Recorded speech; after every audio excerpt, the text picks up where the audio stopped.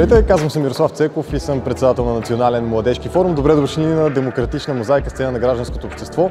Национален младежки форум е най-голямата младежка организация, платформа на над 30 младежки организации от Република България и Национален младежки съвет, като най-общо работата ни е свързана с застъпничество за правата и интересите на младите хора и на младежките организации в страната. Днес сме тук заедно с форум Гражданско участие, защото в ролята си на платформа трябва да даваме максимална възможност на нашите организации да представят своята дейност и каузите, за които се борят. Форум Гражданско участие е сдружение от над 100 граждански организации от цялата страна, които работят в различни сфери на обществения живот и подкрепят различни групи от нашето общество.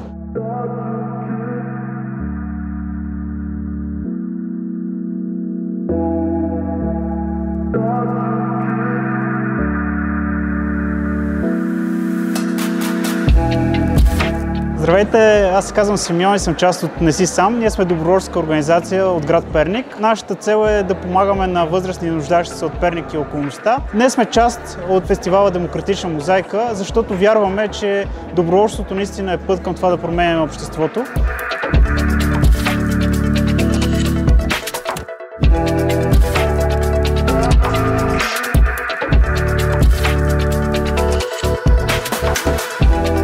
Здравейте! От Софийски ученици съвет сме тук на Демократичната мозайка. Това, което най-много ни ангажира в това събитие е да можем да включим колкото се може повече млади хора от ученическата сфера в ученическо самоуправление.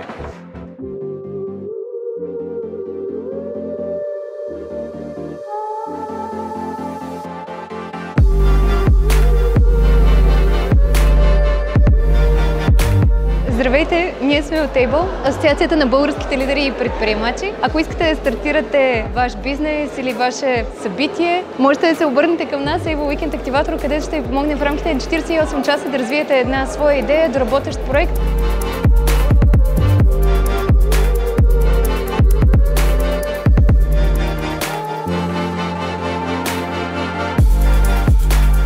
Здравейте, Диляна Вучкова се казвам аз, от Центъра за изкуство, култура и образование София. Ние сме тук на форума, за да представим нашата дейност и най-вече това, което предстои – изграждането на първия младежки център в Столична община.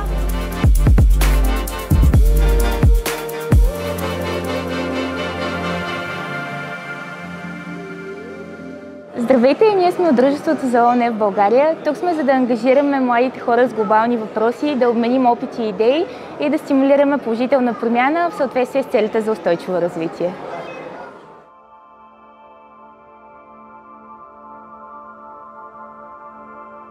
Здравейте! Фондация Развитие и интеграция се занимава с деца, младежи и хора в най-различни сектори с различни специфични възможности.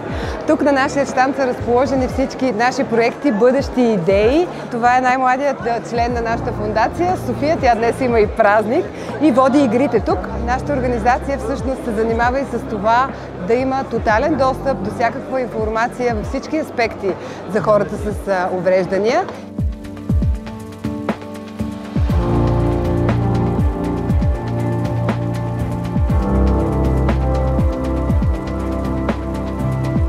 Вяра, надежда и любов.